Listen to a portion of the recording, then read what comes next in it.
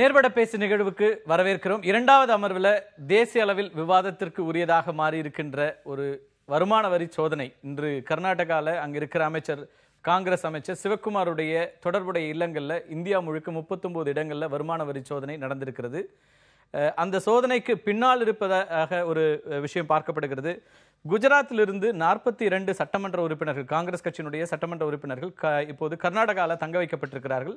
இந்த நாடாளுமன்ற மேலவைக்கான உறுப்பினர் தேர்ந்தெடுக்கப்படுவதற்கு முன்னதாக இந்த எம்எல்ஏக்கள், சட்டமன்ற உறுப்பினர்கள், காங்கிரஸ் கட்சியினுடைய சட்டமன்ற உறுப்பினர்கள் பாரதிய ஜனதா கட்சியினால விலை பேசப்படுகிறார்கள் என்கிற குற்றச்சாட்டு எழுப்பப்படுகிறது. அதனிலிருந்து அந்த விலை குதிரை பேரத்திலிருந்து காப்பதற்காக சட்டமன்ற உறுப்பினர்களை 42 பேரை கர்நாடகாவில் இப்போ தங்க வைத்திருக்கிறது காங்கிரஸ் கட்சி. அவர்களுக்கு காங்கிரஸ் கட்சியினுடைய அரசியல் வரலாறு உள்ளிட்டவைகளும் சொல்லிக் கொடுப்பதாக பத்திரிகைகளில் செய்திகள் வருகிறது.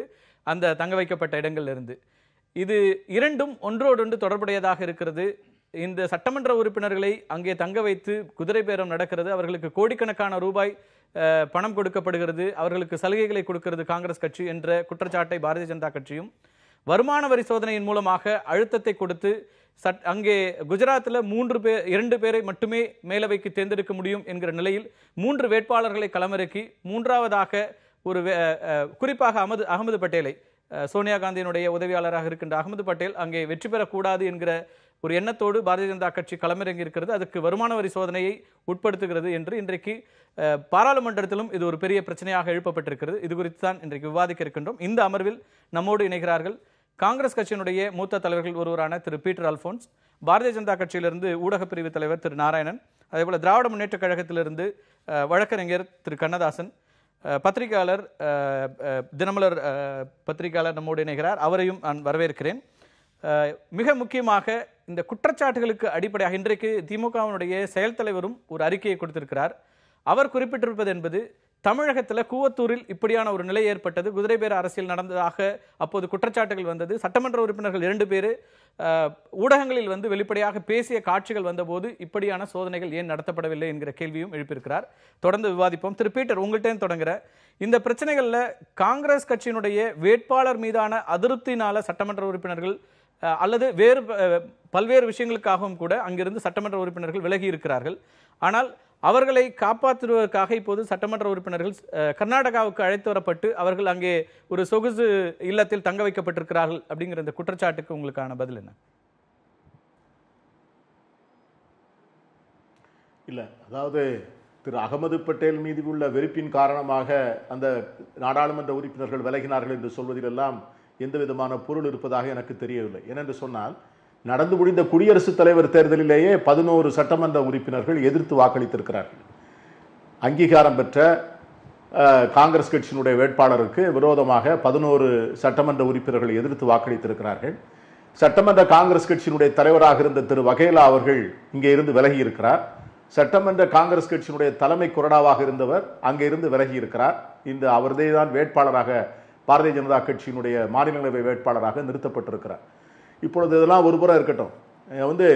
இதில் நீங்கள் சொல்வதை போல சில முக்கியமான விஷயங்களை நீங்கள் பார்க்க வேண்டும்.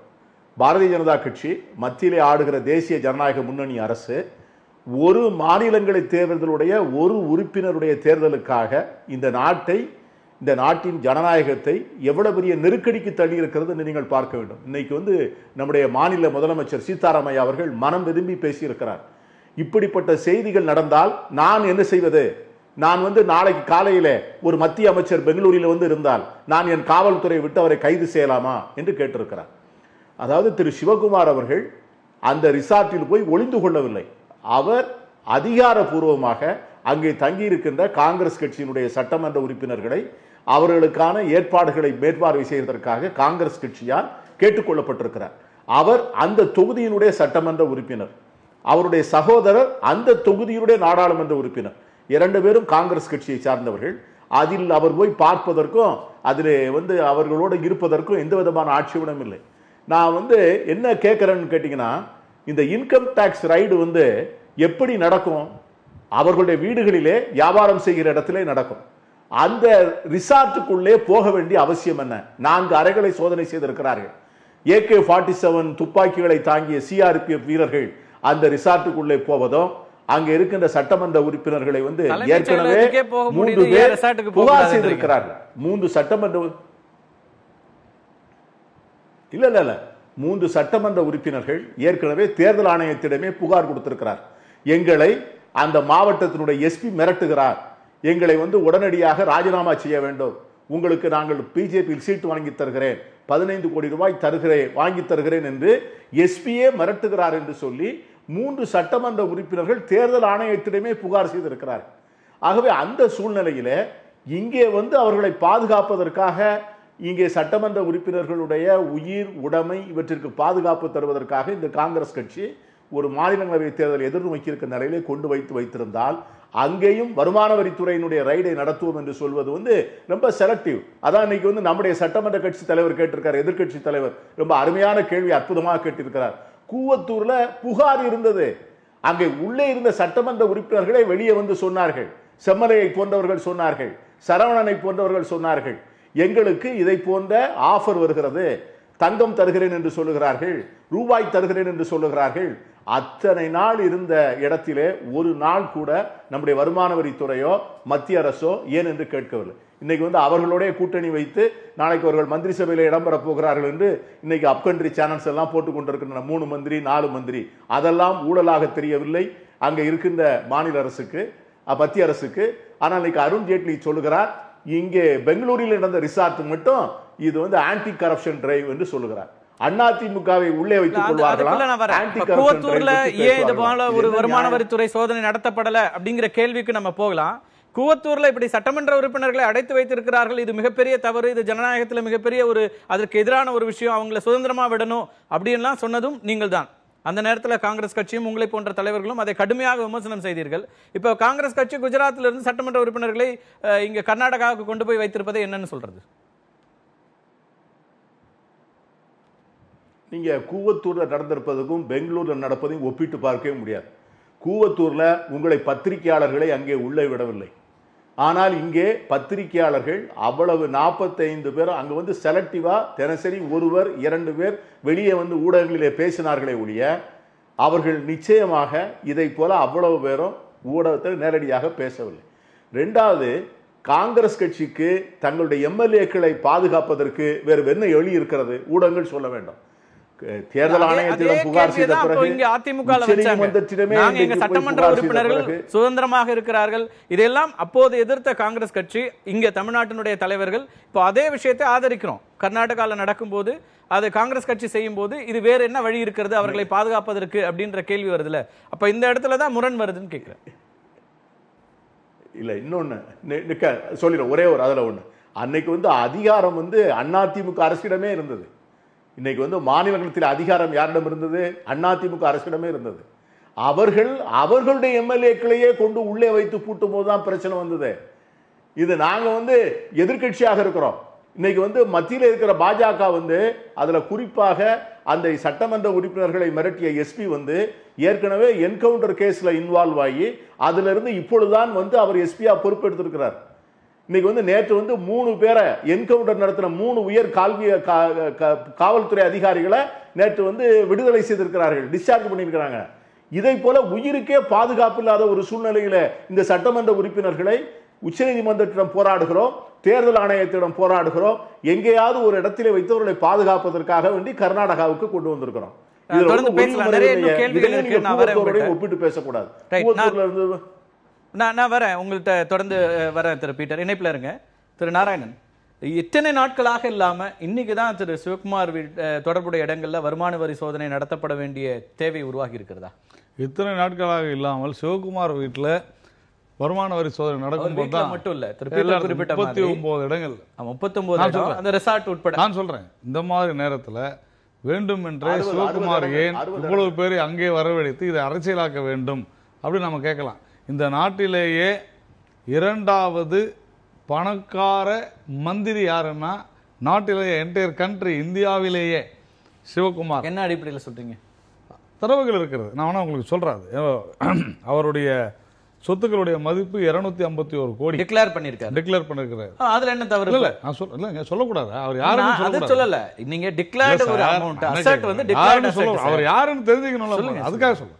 அப்போது கிட்டத்தட்ட 39 இடங்களில் ஒரு 120 அதிகாரிகளுடைய பார்வையில் சோதனை நடக்குது. இது அந்த ரிசார்ட்டில் மட்டும் இல்லை, 39 இடங்களில் நடக்கும்போது எங்கேயுமே இல்லாத ஒருத்தரை கண்டிப்பாக தேடி போக தான் செய்வாங்க. அவர் ஒரு ரிசார்ட்டில் இருக்கிறாருன்னா அங்கேயும் போய் அந்த ரூமில் அவர் என்ன செய்கிறான்னு பார்க்க தான் செய்வாங்க. அங்கேயும் அவர் வந்து டேம்பர் பண்ணிருக்கிறார் சில ரெக்கார்ட்ஸ்னு சொல்கிறாங்க, ஐடி டிபார்ட்மெண்ட்லேருந்து சொல்கிறாங்க. இப்படி தொடர்ந்து அவங்க நீங்கள் கேள்வி கேட்குறீங்க என்னன்னு, ஏன் இந்த எம்எல்ஏக்கள் இருக்கு, முதல்ல எம்எல்ஏக்கள் அங்கே போகலாமா அப்படின்னா ஏன் டெல்லிக்கு கூட்டு போக வேண்டியது தானே, இவங்க ஏன் கர்நாடகா கூட்டு வராங்க? கூட்டிட்டு போறதே சரியான்னு நான் கேக்குறேன். அவங்கள சுதந்திரமா நான் அதை ஏன் சொல்ல வரேன்னா, தங்களுடைய அரசாங்கம் இருக்கிறது, அதனால அந்த ஒரு ஆதிக்கத்தை செலுத்த வேண்டும் தான் அவங்க செய்யறாங்க. அந்த எம்எல்ஏக்களை தங்களுடைய கட்டுப்பாட்டில் வைத்து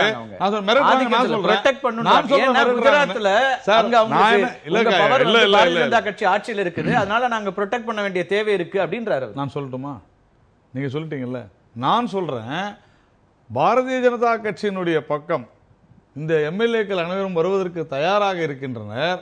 அவர்கள் காங்கிரசினுடைய தலைமை மீது நம்பிக்கை இழந்து விட்டு என்ற காரணத்தினால இவங்க சிவகுமாரை வச்சு, சிவகுமார் சொல்றாரு இதுக்காகத்தான் நான் சிங்கப்பூர்ல இருந்து வந்திருக்கிறேன், தெளிவா சொல்றாரு அவர். இவங்க இந்த 40 எம்எல்ஏக்களையும் கடத்தி கொண்டு வந்து கர்நாடகாவில் வச்சிருக்காங்க. அப்படி சொல்லலையே. இல்லங்க, அப்ப கடத்திட்டு வந்ததாக கூவத்தூர்ல மட்டும் சொன்னாங்கல்ல. இல்ல, கூவத்தூர்ல அப்படி குற்றச்சாட்டு வைக்கப்பட்டது, கடத்தணும் சொல்லல, 2 எம்எல்ஏ எங்களுக்கு விலை பேசப்பட்டது அப்படின்னு சொன்னாங்க. இங்க யாராவது அப்படி சொல்றாங்களா? இங்க 3 பேர் வந்து எஸ்பி மேல புகார் கொடுக்கறாங்க. ஒரு நிமிஷம் எஸ்பி மேல யார் வேணாலும் புகார் கொடுக்கலாம், தவறு இல்ல, யார் வேணாலும் புகார் கொடுக்கலாம் சார். மிரட்டப்பட்டதாக சட்டமன்ற உறுப்பினர் கொடுக்கிற புகாருக்கு பீட்டர் அல்போன்ஸ் சார் என்ன சொல்றாரு, எங்க ஊருக்காரர் அவர் கொஞ்சம் சின்னதா அந்த வார்த்தையில ஒரு சின்ன இது இருக்கு. அவர் என்ன சொல்றாரு, 15 கோடி கொடுக்கறதாவும் எம்எல்ஏ பதவி வாங்கி கொடுக்கறதாவும் மிரட்டினாங்கன்றார். ஆசை வார்த்தையை சொன்னார்கள்னு சொல்லலாம், மிரட்டினாங்க, நீ மரியாதையா வரலன்னா அவ்வளவுதான் அப்படின்னு சொல்றதுதான் மிரட்டல். இது வந்து ஆசை வார்த்தையை சொல்லி இருக்கிறார்கள் சொல்லிருக்கலாம், ஏதோ மிரட்டுறாங்க. நான் சொல்றேன் 42 பேரையும் காங்கிரஸ் கட்சி அவர்களுடைய தலைமையை ஏற்காத காரணத்தினால அவர்கள் ஆள்கின்ற கர்நாடக மாநிலத்தில் கொண்டு சென்று மிரட்டுகிறார்கள். இதுக்கு சிவகுமாரை யூஸ் பண்றாங்க நான் சொல்றேன், சொல்லலாம் இல்லையா? ஆனா ஒரே ஒரு விஷயம் தான், 39 எப்படி இன்னைக்கு வந்து இந்த சட்டமன்ற உறுப்பினர்கள் கர்நாடகால போய் தங்க வைக்கப்படுற அந்த நேரத்துல தான் வருமான வரித்துறைக்கும் அவர்கிட்ட சோதனை நடத்தணும் அப்படிங்கிற. ஒரு you are very senior journalist, நீங்க இதுக்கு முன்னால இருந்து பிரிண்ட் மீடியால நிறைய இந்த மாதிரி விஷயம் பார்த்திருப்பீங்க. 39 இடத்துல ரெய்டு, இதுக்கு முன்னாலேயே நோட்டீஸ் கொடுத்துருக்குறாங்க.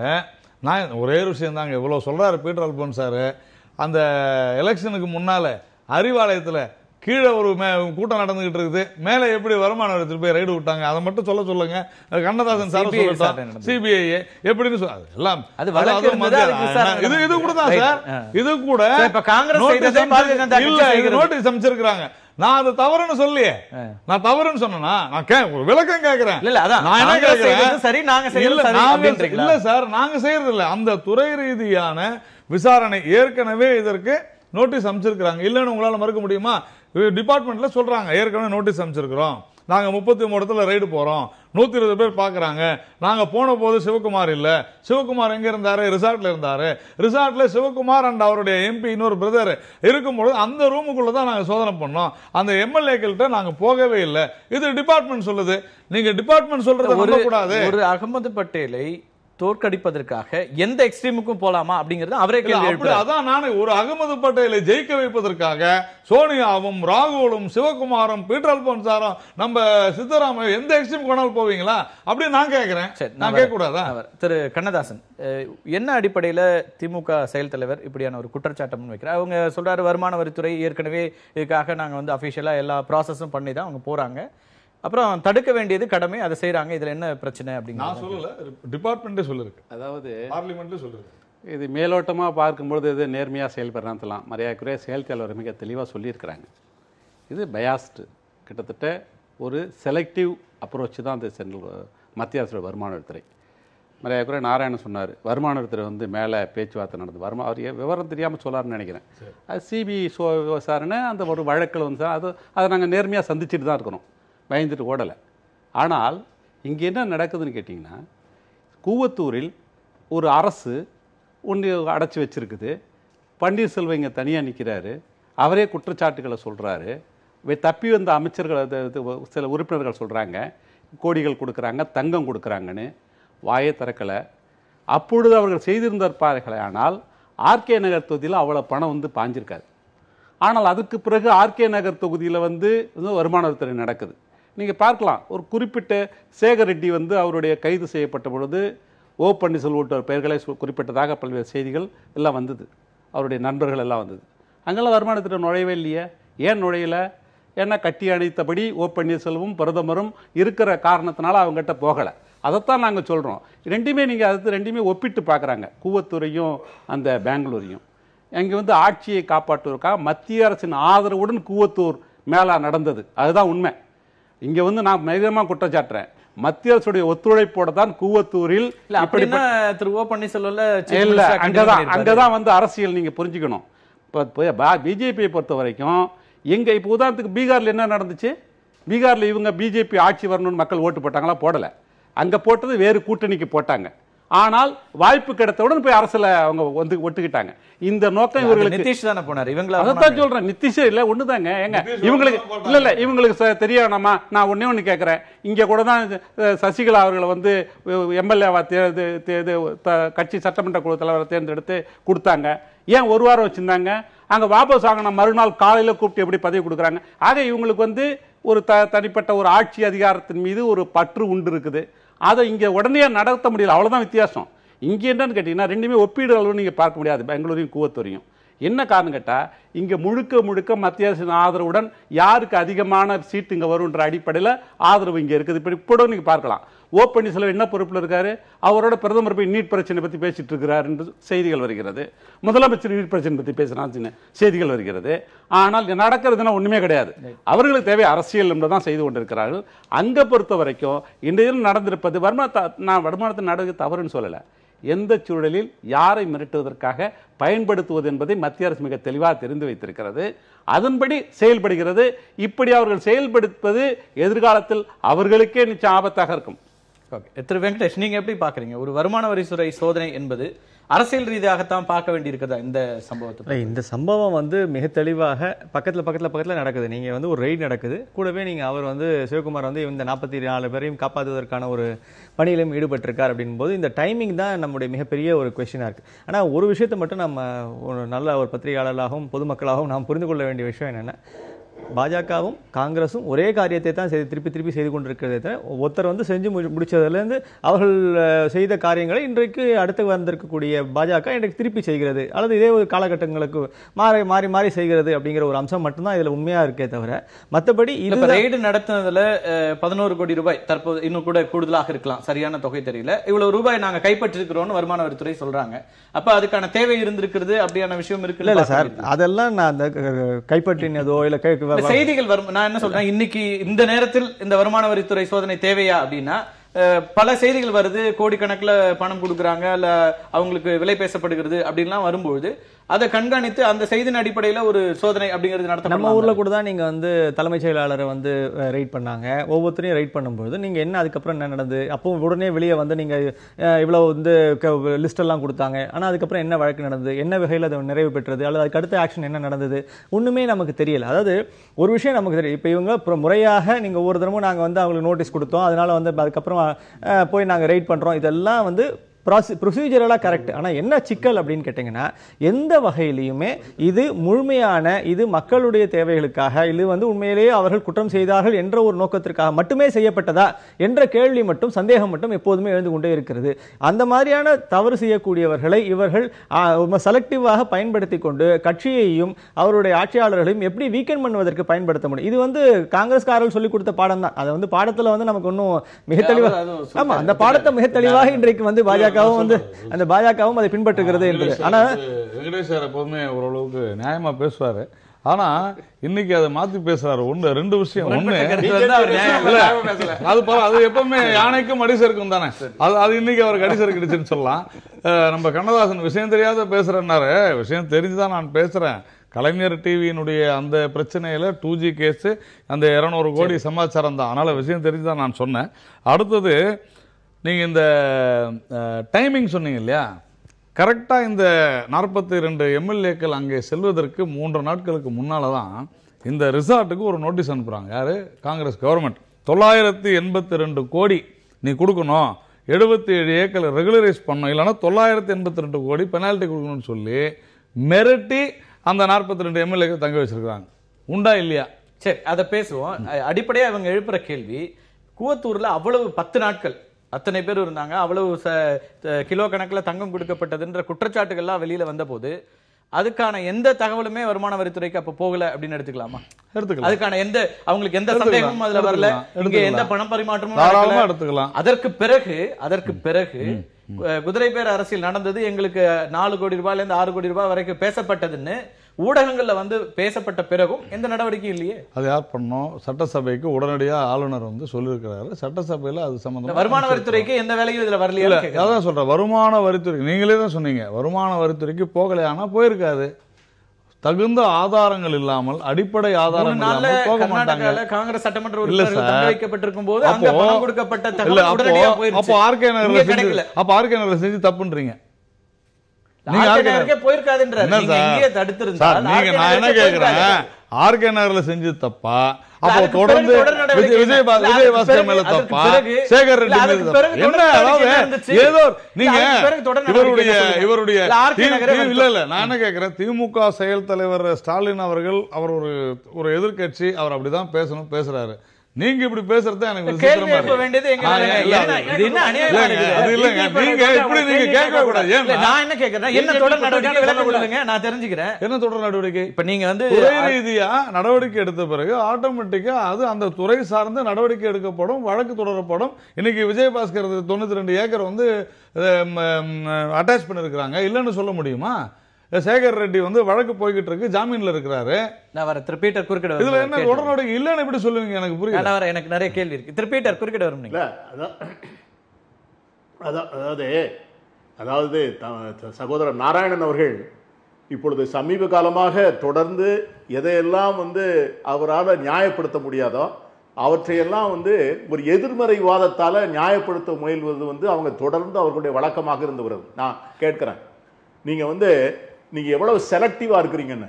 இன்னைக்கு வந்து அமித்ஷா அவர்கள் வந்து ராஜ்யசபா அஃபிடவிட்ல வந்து இன்கம் டிக்ளேர் பண்றார். அவருடைய இன்கம் டிக்ளேர் பண்ணது எப்படி இருக்கு? அதாவது 2012 இருந்தோட இப்போ வந்து 300 மடங்கு அதிகமாகி இருக்கிறது. நான் அதை வேற சொல்லல. ஆனா இதை வந்து டைம்ஸ் ஆஃப் இந்தியா வந்து அதை போடுது தன்னுடைய வெப்சைட்ல. 1 ஹவர்ல அதை வந்து ரிமூவ் பண்றாங்க. டிஎன்ஏ வந்து வெப்சைட்ல போடுது, 1 ஹவர்ல வந்து ரிமூவ் பண்றாங்க. ஸ்மிருதி இரானி வந்து அஃபிடவிட் தாக்கல் பண்ணிருக்கு. 2014 தான் கிராஜுவேட், டெல்லி யூனிவர்சிட்டி கிராஜுவேட்னு அஃபிடவிட் போட்டிருக்கு. இன்னைக்கு போட்ட அஃபிடவிட்ல நான் பட்டமே படிக்கல அப்படின்னு அஃபிடவிட் போட்டிருக்கு. நான் கேட்கிறேன், ஏதாவது விசாரணை உண்டா?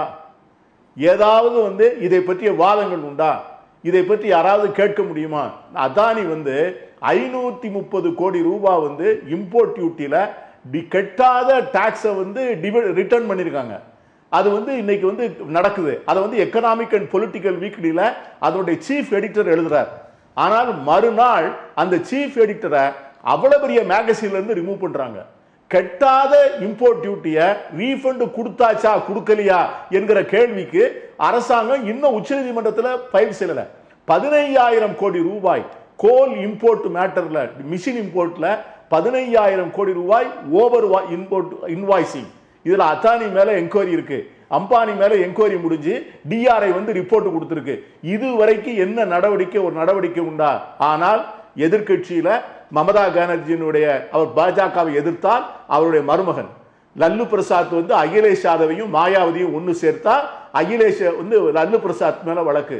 இங்க கூட நல்லா சொன்னார் வக்கீல் கண்ணதாசன், அண்ணா திராவிட முன்னேற்ற கழகத்துல பழனிசாமி அணி அமைச்சர்கள் மத்தியில் மேலதான் அவங்களுடைய ரைடு நடக்கும், அதை விட்டு வெளியே போகாது. அதாவது சசிகலா கிளான் பழனிசாமிக்கு அதுவும் விஜயபாஸ்கர் மேலதான் அது ஏன்னா அவருக்கும் தினகரனுக்கும் தொடர்பு இருக்குன்னு நினைக்கிறாங்க. இது வந்து சேகர் ரெட்டியினுடைய இன்னைக்கு வந்து நீங்க மீடியாவில் காமிக்கிறீங்களா பஞ்சா பணம் எடுத்ததுன்னு, அது என்ன அபிஷியல் போட்டோகிராஃப் அது? அப்ப நீங்க கூட வந்து பிரஸ் போட்டோகிராஃபரை உள்ள வச்சுக்கிட்டு தான் ரைட் பண்றீங்களா? நீங்க வந்து இன்னைக்கு 10 கோடின்னு சொல்லி 12 கோடின்னு சொன்னீங்க. இதே மாதிரி தான் சீஃப் செக்ரட்டரி வீட்டுல வந்து 110 கோடி எடுத்தோம்னு சொன்னீங்க. ஆனா இது வரைக்கும் ஒண்ணும் எடுக்கல. 60 இடத்துல ரைடு பண்ணிருக்கீங்க. பத்திரிகையில வந்து தவறான விஷயங்களை விதைக்கிறீர்கள். நான் நண்பர் வெங்கடேஷ் சொல்றேன், 11 கோடின்னு தயவு செய்து இன்கம் டாக்ஸ் டிபார்ட்மெண்ட் இதுவரைக்கும் அபிஷியலா சொல்லல, எல்லாம் லீக்டு நியூஸ் தான். ஒரு சூட்கேஸ்ல பணத்தை காமிச்சு இது வந்து அந்த சூட்கேஸ்ல இருக்க பணத்தை மட்டும் டிவியில காமிக்கிறாங்க. அது அந்த வீட்டுல எடுக்கப்பட்டதுக்கு என்ன அத்தாட்சி? அப்ப நீங்க வீடியோ கேமரா உள்ள பிரஸ்ல கூட்டிட்டு நீங்க வேண்டிய சேனலை மட்டும் கூட்டிட்டு போய் நீங்க இன்கம் டாக்ஸ் ரைடு பண்ணுவீங்களா? இது வந்து ஒரு இமேஜை வந்து டார்னிஷ் பண்றது. அது வந்து சிவகுமாருக்கு வந்து அவருடைய சகோதரியினுடைய லாக்கரை போய் இன்னைக்கு உடைச்சிருக்காங்க. அதுல இருந்து நகை எடுத்து அதுல நகை எடுத்ததாக சொல்லுகிறார்கள். இதெல்லாம் வந்து ரொம்ப டேஞ்சரஸ் ட்ரெண்ட். நீங்க வந்து இப்படி எல்லாம் போனீங்கன்னா இந்தியா என்கிற கான்செப்டே செத்துடும். தன்னுடைய உரிமைக்காக சம்பந்தப்பட்ட நபருடைய நெருங்கிய வட்டாரத்துல எல்லார் வீடுகளிலும் சோதனை நடத்தி இருக்காங்க. உங்களுக்கு தெரியாதது இல்ல, அது தங்கை என்பது கட்டாயம் நடத்த தான் செய்வாங்க. ஆனால் நீங்க குறிப்பிட்டது போல எவ்வளவுன்றது அதிகாரப்பூர்வமா அறிவிக்கல, அவ்வளவுதான். அதை எப்போ அறிவிப்பாங்கன்றதை பொறுத்தா நம்ம இறுதி முடிவுக்கு வர முடியும். ஆனால் சோதனை நடத்துறதே தவறு அப்படிங்கிற எல்லைக்குள்ள வர முடியாது. அவங்களுக்கு தகவல் இருந்தா போக முடியும். சொல்லணும்ல.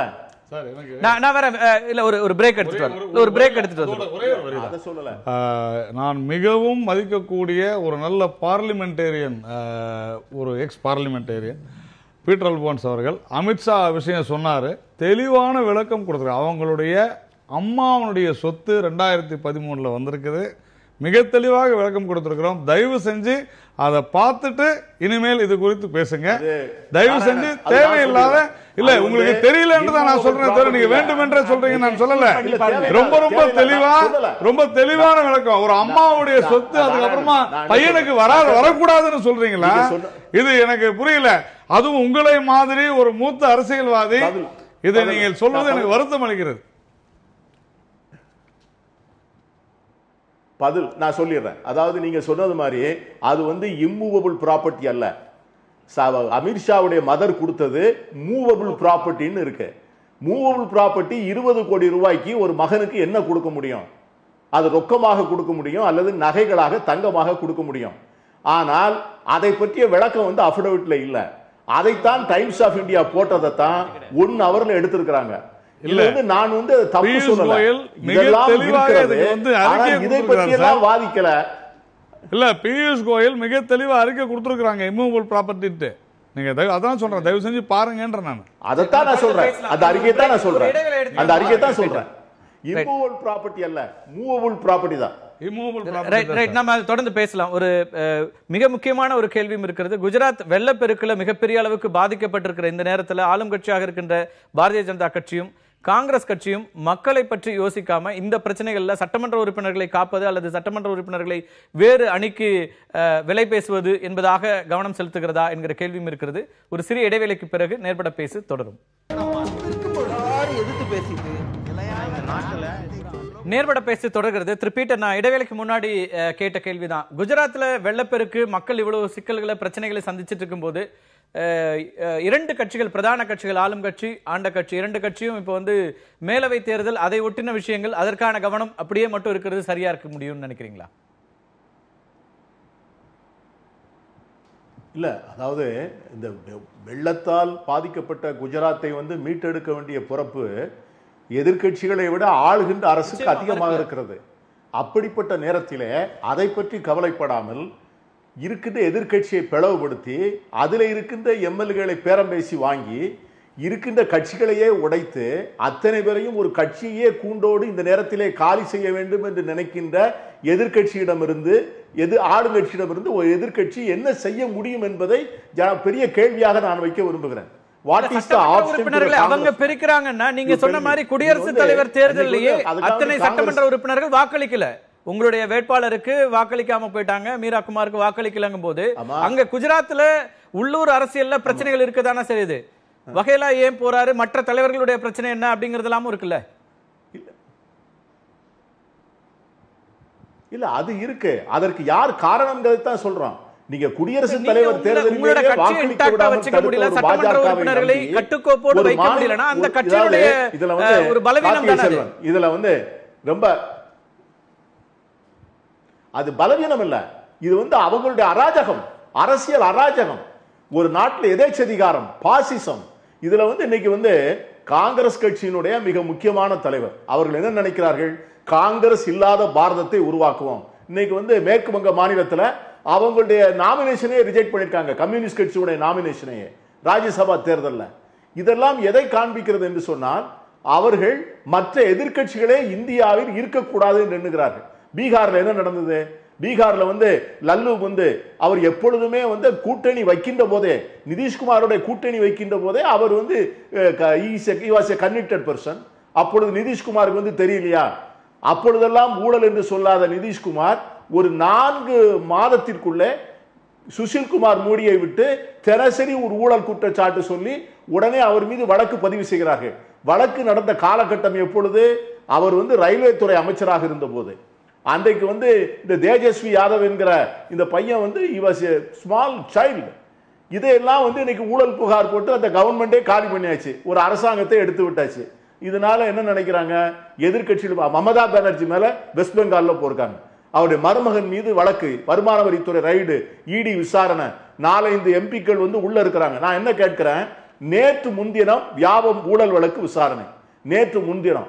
அதற்கு முந்தின நாள் அங்கு சாட்சி சொல்ல வேண்டிய சாட்சி, முக்கியமான சாட்சி வந்து மர்மமான முறையில இறந்து போகிறார்.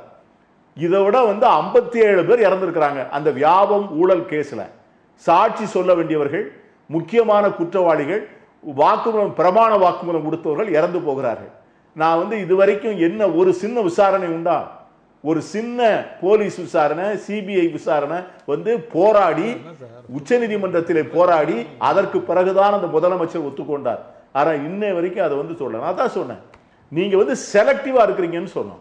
அதை வந்து இன்னைக்கு வந்து ஒரு ராஜ்யசபா தேர்தல்ல காங்கிரஸ் கட்சியுடைய முக்கியமான தலைவர் போரிடும் போது நம்பர் இல்லைன்னா பரவாயில்ல, டஃப் எலெக்ஷனா பரவாயில்ல, 44 பேர் வேணும், 57 பேர் இருக்கிறோம்.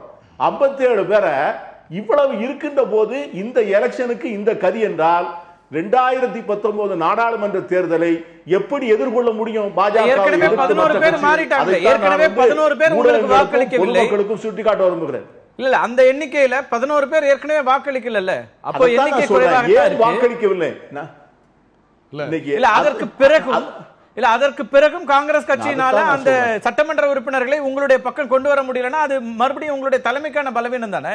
நீங்க ஆளுங்கட்சி அவங்களை வேலை வாங்குறாங்க, பேசுறாங்க, அல்லது அவங்களுக்கு ஆசை வார்த்தை தூண்டுறாங்க அப்படின்னா.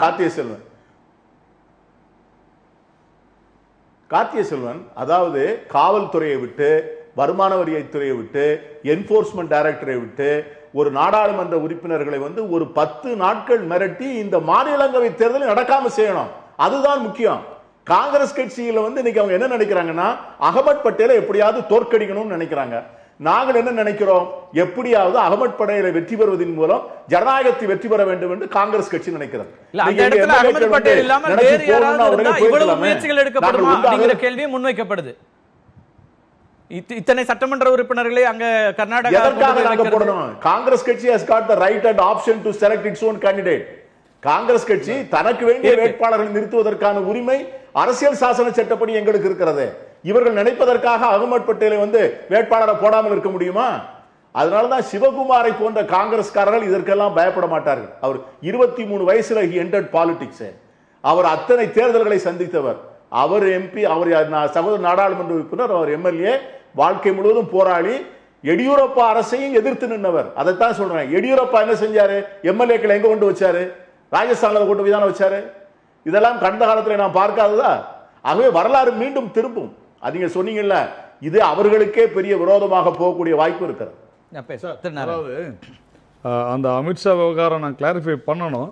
மிக தெளிவாக 28/2/2013 அன்று இந்த சொத்துக்கள் அசையும் அசையா சொத்துக்கள் உயர்நீதிமன்றத்தினுடைய ஒரு உத்தரவின்படி அமித்ஷா அவர்களுக்கு வந்திருக்கிறது அப்படின்னு தெளிவாக சொல்லியிருக்கிறாங்க. இன்னும் கொஞ்ச நாள் போக போக ஒவ்வொரு நாளும் என்னெல்லாம் செய்கிறாங்கன்னு காங்கிரஸ் கட்சி கேட்கும். அந்த அளவுக்கு நான் என்ன ஆதாரபூர்வமாக சொல்கிறேன்.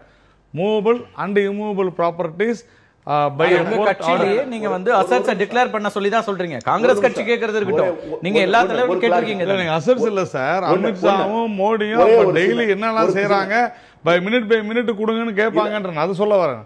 ஆனால் அவர் சொன்னது, நான் மறுபடியும் சொல்றேன், திரு பீட்டர் அல்போன்ஸ் அவர்களுக்கு இந்த விஷயம் தெரிந்திருந்தால் இதை நீங்கள் பேசி இருக்க மாட்டீர்கள்.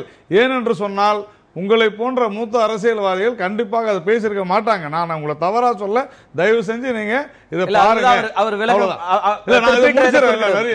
இந்த விஷயத்துல அவர் என்ன சொல்றான்னு கேட்டு வந்தல திருப்பி. நாராயணன், நான் வந்து அந்த அஃபிடவிட்டினுடைய கண்டென்ட்ஸ்குள்ள நான் போகல. நான் என்ன சொல்ல வந்தேன்னு கேட்டீங்கன்னா, 1 ஹவர்ல டைம்ஸ் ஆஃப் இந்தியாவில இருந்து அதை ரிமூவ் பண்ணிட்டாங்கன்னு தான் நான் சொன்னேன். அது இன்னைக்கு வந்து பத்திரிகையில வந்து பத்திரிகையாளர்கள் கேட்டிருக்கிறார்கள். டிஎன்ஏ வெப்சைட்லயும் டைம்ஸ் ஆஃப் இந்தியா வெப்சைட்லயும் அந்த ஆர்டிகிள் வந்த 1 ஹவருக்குள்ள அதை வந்து உடனே ரிமூவ் பண்ணி விட்டார்கள். இது வந்து யாருடைய ஏற்பாடு அப்படின்னு தான் நான் கேட்டனே ஒழிய அந்த கண்டென்ட்ஸ்குள்ள வெராசிட்டி கூட நான் போகல. அது வந்து ஐ டோன்ட் ஹேவ். எனக்கு வந்து இன்னைக்கு வந்து இருக்கிற ஆர்டிகிள்ல வந்து வந்திருக்கிற செய்திகளை தான் நான் சொன்னனே ஒழிய நான் வந்து அந்த கண்டென்ட்னுடைய வெராசிட்டிக்குள்ள நான் போகல. 1 ஹவர்ல அதை ரிமூவ் பண்ணிட்டாங்க. அதையெல்லாம் அப்படி செய்கின்றவர்கள் எதிர்கட்சிகளை மட்டும் ஏன் இப்படி போட்டு காணப்படுகிறார்கள்? 1 ஹவர் இல்ல 10 நிமிடத்துல தமிழ்நாட்டில் இருக்கக்கூடிய லீடிங் தொலைக்காட்சிகள்ல சில விஷயங்கள் வரும் பொழுது அதை நாங்கள் பார்த்தால் உடனடியாக சொல்லி நாங்கள் கேட்கிறோம். அதை உணர்ந்து ஆஹா இது தவறு என்று தெரிந்து உடனடியாக மாத்திர தொலைக்காட்சிகள் தமிழகத்தில் இருக்குது. அதனால அதை வந்து உத்தரவின் பேர்ல மாத்துறாங்கன்னு இல்ல. நீங்க குறிப்பிடுற விஷயத்துக்கும் அவர் குறிப்பிடுற விஷயத்துக்கும் நிறைய வேறுபாடு இல்ல. ஏன் சொல்றேன்னா அந்த பத்திரிகைகள்ல இது ஒர்க் பண்ணி அவங்க வந்து டீடைலா அனலைஸ் பண்ணி அதுக்கப்புறம் அந்த ஆர்டிகல் தான். அதுக்கு பிறகு இல்லங்க, ஆனா எனக்கு அதுல மாறுபட்ட கருத்து. ஒரு நிமிஷம் இல்ல, நீங்க பிரிண்ட் மீடியால போட்டா கூட உடனடியாக இந்த விளக்கத்தை கொடுத்து அவர்கள் அதை திருப்பி அடுத்தது நான் என்ன கேட்கிறேன், இவங்க ஒரு ராஜ்யசபா எம்பிக்காக இந்த மாதிரி செஞ்சுட்டாங்கன்னு கேட்கிறாருல, நான் ஒரு எதிர்வாதமே வைக்கிறேன். அங்க அவ்வளவு ஒரு மிகப்பெரிய வெள்ளம் புயல் மிக மோசமான சூழ்நிலையில மாநிலங்களவை உறுப்பினர் இருந்தால் என்ன, இல்லாவிட்டு ஆளுங்கட்சிக்கு அந்த பொறுப்பு அதிகம் இல்ல, எப்படி கேட்க முடியும்? இல்ல நான் இல்லங்க, அங்க இருந்து பொறுப்பை யாருமே தட்டி கழிக்கல. பிரதமர் கூட அங்கே சென்றிருக்கிறார். யாருமே பொறுப்பை தட்டி கழித்திருப்பது அங்க இருக்கக்கூடிய சட்டமன்ற உறுப்பினர்கள். அந்த 42 பேரும் மாநிலங்களவை உறுப்பினர் இல்லைன்னா கூட பரவாயில்ல, நாங்க இங்க இருந்து மக்களுக்கு பணியாற்றுவோம். சட்டமன்ற உறுப்பினர் எதிர்கட்சி உறுப்பினராக இருந்தாங்க, ஆளுங்கட்சி உறுப்பினராக இருந்தாங்க. அதனுடைய பொறுப்பும் கடமையும் சோனியாவுக்கும் ராகுல் அவர்களுக்கும் இருக்கிறதா இல்லையா? அவங்க என்ன சொல்லிருக்கணும், நாடாளுமன்ற உறுப்பினராக அகமது பரவாயில்ல, நீங்க அங்க இருந்து இந்த வெள்ள நிவாரண பணிகளை கவனிங்கன்னு சொல்லிருக்கணுமா வேணாமா? இதுல கடமை தவறியது காங்கிரஸ் தான் என்பதுல எந்த விதமான மாற்று கருத்தும் கிடையாது. அதே போல தொடர்ந்து அங்கிருந்து நேரடியாக இருக்கிற குற்றச்சாட்டு, நீங்க வருமான வரித்துறையோ அல்லது வேற துறைகளையோ வைத்துக்கொண்டு இப்படி வந்து எதிர்மறையா ஒரு அழுத்தத்தை கொடுத்து எல்லா விஷயங்களையும் நடப்பதுங்கிறது சரியா இருக்க முடியுமா? இல்ல சார், நான் என்ன கேட்கிறேன், டி.கே. சிவகுமார் பேர்ல ஏற்கனவே நோட்டீஸ் அமைச்சிருக்காங்க. எப்போ நோட்டீஸ் அமைச்சிருக்காங்க? ஒரு குறைஞ்சது ஒரு வாரம் 15 நாளுக்கு முன்னாடி அமைச்சிருப்பாங்க. 15 நாளுக்கு முன்னால நோட்டீஸ் அமைச்சோம், there is a problem. அவர் சிங்கப்பூர்ல இருக்கிறாரு, அந்த நோட்டீஸுக்கு பதில் சொல்லல. ஆனா இப்ப நீங்க இந்த 42 பேருக்கு எந்த ஆசை வார்த்தையும் கொடுக்கல, இல்ல பணபேரம் நடக்கல, அல்லது பாரதிய ஜனதா கட்சி அந்த முயற்சி எடுக்கல இருந்தா கொடுங்க. நான் எனக்கு இதெல்லாம் நீங்க சர்க்கம்ஸ்டன்ஸ் இந்த மாதிரி வந்துருச்சு, இது வந்து ஒரு இந்த நேரத்துல செய்யலாமான்னா நான் கேட்ட கேள்விக்கு எல்லாத்துக்கும் பதில் சொல்றீங்க. ஆனா தமிழ்நாட்டுல இப்படி ஒரு விஷயம் 10 நாள் நடந்துச்சுன்னா நேரடியா அதுக்கான பதில் இல்லைங்க. தமிழ்நாட்டுல இல்ல, நீங்க தவறா சொல்றீங்க. அடிப்படை முகாந்திரம் இருந்ததுனால இங்க முகாந்திரம் இல்ல சார். நீங்க இந்த ரிசார்ட்ல போய் 42 எம்எல்ஏக்கள் மேல கை வச்சாங்களா? அவங்க அறையில சோதனை இட்டாங்களா? நீதிமன்றம் சொல்லி காவல்துறை விசாரணை நடத்துறதுக்கு நீதிமன்றம் சொல்லி காவல்துறை அவங்க அடைச்சு வச்சிருக்காங்களா? என்ன ஆச்சு? அங்க கண்டுபிடிச்சாங்களா? அதுக்கு பிறகு என்னாச்சு? சம்பந்தப்பட்ட உயர் அதிகாரிகள் மாற்றப்பட்டாங்க. நீங்க தான் தேவையில்லாத ரெண்டுத்தையும் குழப்புறீங்க. திரு ஸ்டாலின் அவர்களை போல கார்த்திகை 2 விஷயம் பேசணுமா வேணாமா? இல்ல இதுல திரு நாராயணன் முயற்சி பண்றாருன்னா எனக்கு ஒரு அடையாளம் கொடுக்க ட்ரை பண்றாரு. ஒவ்வொரு நேரத்திலும் நேரடியா கேள்விகளுக்கு பதில் இல்லைன்னா இப்படி ஒரு இல்ல. நான் சொல்ற பதில நீங்க உள்வாங்கிக்க மாட்டேங்கிறீங்க. நீங்க அவர் பேசும்போது ஃபுல்லா கேட்டுக்கிட்டு இருந்தீங்க, நான் பேசும்போது குறுக்க பேசுறீங்க. நான் சொல்றது அது உண்மைதான், நான் ஏத்துக்கிறேன். நான் சொல்றது ரெண்டே விஷயம் தான். ஒண்ணு, 15 நாளுக்கு முன்னாலே நோட்டீஸ் கொடுத்துருக்குதா இல்லையா? 39 இடத்துல ரைடு நடக்குது. சிவகுமார் எங்க இருக்காரோ அங்கதான் போய் சர்ச் பண்றாங்க. அந்த 42 எம்எல்ஏ ரூம்ஸ் எதுலயுமே சர்ச் பண்ணல, மிக தெளிவா இருக்குது. அந்த மாதிரி தான் நான் சொல்வது. இந்த எவ்வளவு 982 கோடி பெனால்டி போட்ட அடுத்த வாரமே அதே ரிசார்ட்ல போய் தங்க வைக்கிறாங்கன்னா இது மிரட்டலா இல்லையா? ஒரு வாரத்துக்கு முன்னாலேயே இந்த எம்எல்ஏக்கள்லாம் பிஜேபிக்கு போக போறாங்க அப்படின்னு தெரிஞ்சு திட்டம் போட்டு இந்த நோட்டீஸை கொடுத்துருக்காங்க அந்த ரிசார்ட்டுக்கு, பயமுறுத்தி இவங்க அந்த இதுல போய் 42 பேர் தங்க வச்சிருக்காங்க. அதுதான் நான் சொல்றது. அதாவது நண்பர் நாராயணன் வந்து என்ன கேட்டாங்களோ அது பதில் சொல்ல, அதுக்கு குழப்பமா என்ன சொல்லிட்டு போறாரு, செயல் தலைவர் மாதிரி நீங்க பேசுறீங்க அப்படின்றார். அதாவது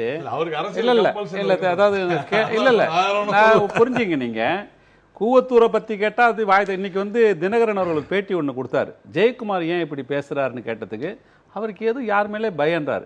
யார் மேல பயனா யார் மேலன்னு எல்லாருக்கும் தெரியுன்றார். நிச்சயம் ஜெயக்குமாருக்கு வந்து சசிகலா மேலே யார் மேலே இருக்காது, மத்திய அரசு மேல அமைச்சர்களுக்கு பயம்.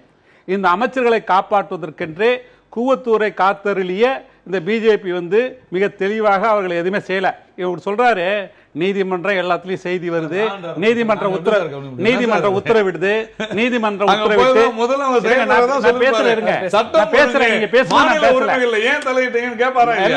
அதெல்லாம் செலக்டா அழகா பேசுவீங்க தெரியும். அதாவது இவங்க எப்படி கேட்டா பிஜேபியை பொறுத்த வரைக்கும் இவர்கள் எப்படியாவது வளவளா கூடாது பேசிட்டு போடுவாங்க. ஆனால் அங்க அமித்ஷாவுடைய அந்த பணத்தையோ மோடியினுடைய 10 லட்சம் சூட்டையோ உலகம் சுற்றுவதே பேசினா துள்ளி குதிப்பாங்க. இது அவங்களோட வழக்கம். நான் என்ன சொல்ல வரேன், இந்த கூவத்தூரில் நீதிமன்றம் உத்தரவிட்டது, நீதிமன்ற அது வழக்கு பார்த்துட்டு இனிமே வரும், வியாபத்துல இருந்து எல்லாம் வரும். அதானிகளுக்கு மல்லையாவுக்கு அள்ளி கொடுத்ததெல்லாம் வரும், கண்டிப்பா வரும், கவலைப்படாதீங்க. நான் என்ன சொல்றேன், இந்த பிரச்சனையை பொறுத்தவரை இந்த கூவத்தூர் பிரச்சனையை பற்றி ஏன் இது வரைக்கும் பேசல கேட்டா வருமான வரிக்கே தெரியாது, ரொம்ப அழகா பதில் சொல்றாரு. தெரியறதுக்கு வாய்ப்பு இல்லைன்றாரு. உங்களுக்கே தெரிஞ்ச விஷயம் இவங்களுக்கு தெரியலனா இவங்க செலக்டிவா எதிர்க்கட்சி இவங்களுக்கு வேண்டியப்பட்டவர்களை, இது எப்படின்னு கேட்டீங்கன்னா இந்த ஏலியன் சொல்லுவாங்க, மற்ற உயிருக்குள் ஊடுருவி சென்று முட்டையிட்டு அதில் தானாக வளர்வது. அந்த கலையை கற்றவர்கள் பிஜேபியினர். அதனாலதான் ஒவ்வொரு மாநிலத்திலும் அங்க எந்த பிரச்சனையும் இல்லாம அங்க இருக்கிற கட்சிகளை உடைத்து எதிர்கட்சிகளை பலவீனப்படுத்தி அங்க ஆட்சியை கைப்பற்றும் அந்த கவலையை கொண்டிருக்கிறார்கள். இப்ப அதனுடைய மிக மோசமான ஒரு சூழ்நிலை கேட்டா ஒரு ராஜ்யசபா உறுப்பினருக்கு கூட இப்படிப்பட்ட ஒரு மோசமான கலை அவர்கள் பயன்படுத்துகிறார்கள் சொன்னால் இந்த அரசியலை இந்தியாவிலே மிக மோசமான நிலைக்கு கொண்டு சென்று கொண்டிருக்கிறார்கள். இங்க இருக்கக்கூடிய அதிமுக செய்த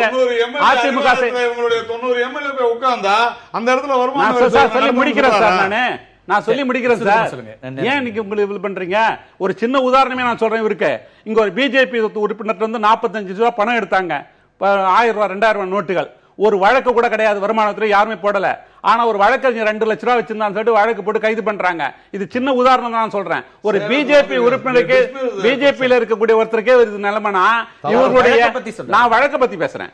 ஆக அவர்களுக்கு அப்படிப்பட்ட ஒரு கண்ணோட்டம் என்று சொன்னால், வருமான வரித்துறைக்கு அப்படிப்பட்ட ஒரு கண்ணோட்டம் என்று சொன்னால், ஆளும் மாநிலங்களில் எதிர்க்கட்சியில் ஒடுக்குவதற்கு இவர்கள் எப்படிப்பட்ட கண்ணோட்டம் கணக்கு கொடுத்து டிஸ்மிஸ் முறையான கணக்கு கொடுத்து வருமான வரி கிளியரா பண்ணிருக்குது. எப்படி நீங்க பதிவு செய்யலன்னு சொல்றேன். இல்ல இப்போ நம்ம வந்து ஒரு 500 ரூபாய் வாங்கிட்டு வாக்களிக்கிற வாக்காளர்களை வந்து ரொம்ப கடுமையாக விமர்சிக்கிற ஒரு சூழல்ல இருக்கிறோம். இப்படி வந்து விலை போயிட்டாங்க அப்படின்னா இன்னைக்கு வந்து சட்டமன்ற உறுப்பினர்கள் கோடிக்கணக்கில் பணத்தை வாங்கிட்டு ஓட்டு போடுற சூழல்ல இருக்கு. அதை தடுக்க முடியாத ஒரு அமைப்புல தான் நம்ம இருக்கிறோம். கண்டிப்பா. இப்ப நீங்க இன்னொரு ஆஸ்பெக்ட் நீங்க பாருங்களேன். இப்போ இந்த விலை போவதற்கு இந்த எம்எல்ஏக்கள், குறிப்பாக நீங்க காங்கிரஸ் எம்எல்ஏக்கள் தயாராக இருக்கிறார்கள் என்பதனால தான் இந்த இப்ப நீங்க அவங்க எதுக்கு அங்கேருந்து இவங்க கர்நாடகா வரைக்கும் கூட்டு வந்து இவங்களை காப்பாற்ற வேண்டிய கட்டாயம் என்ன இருக்குது?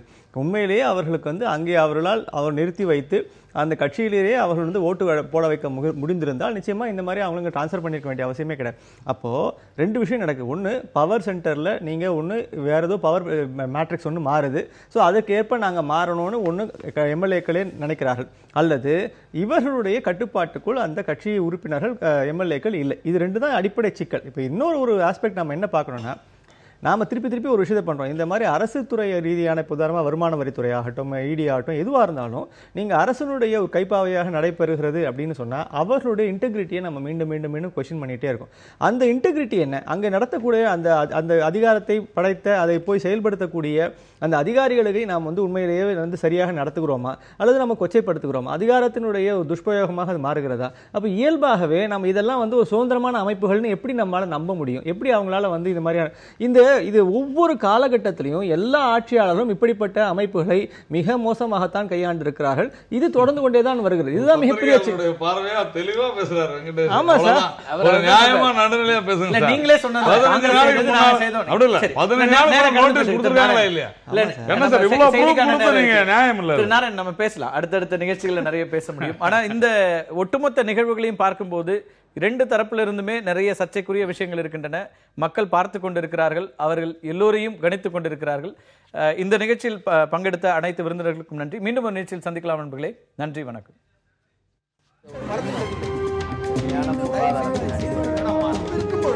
எதிர்த்து பேசிட்டு